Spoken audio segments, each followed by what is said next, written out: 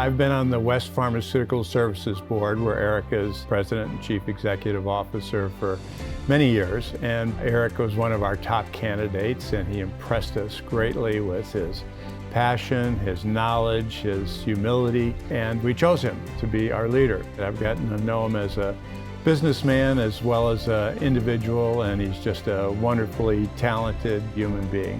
I joined West Pharmaceutical Services back in 2015, and I had the great privilege to be the CEO of this wonderful company. The focus of this company is to impact patients through primary containment and delivery devices for injectable medicines.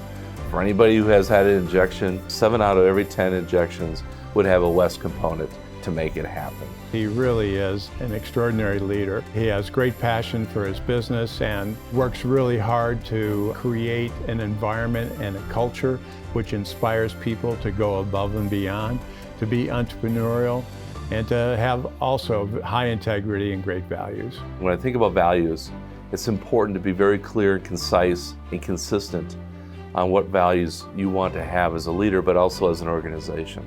I'm very proud at West where we have 3 clear values. We think about passion for customers, we think about leadership and quality, and we think about one West team across the globe. It helps us and it drives our purpose of impacting patients across the globe. I can see that the business education that he got here at WashU certainly served him very well, because he is fact-based, uses high values, an excellent leader, and I'm sure he's learned a lot of things from the professors and the other students here at the university. There's several exceptional faculty members when I was there. Sam Chung, I haven't experienced anybody that can navigate a case study as well as he could. Think about supply chain. Panos Cavalis is just phenomenal. I go back to one of the professors at WashU that has really taught me about starting with a hypothesis and being really data-driven. That's Jackson Nickerson.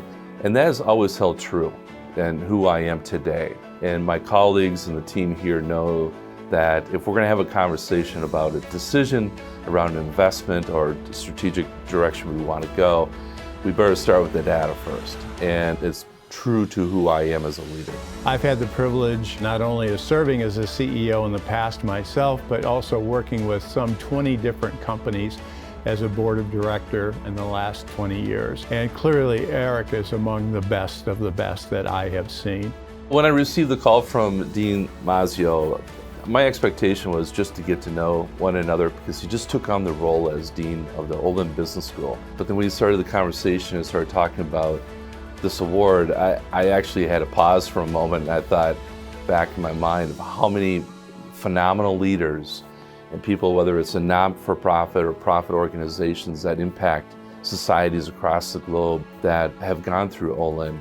I was extremely humbled, and it means a lot to me personally to be part of the Olin School, because it's shaped me who I am and has enabled me to be a better leader, which I take great pride in.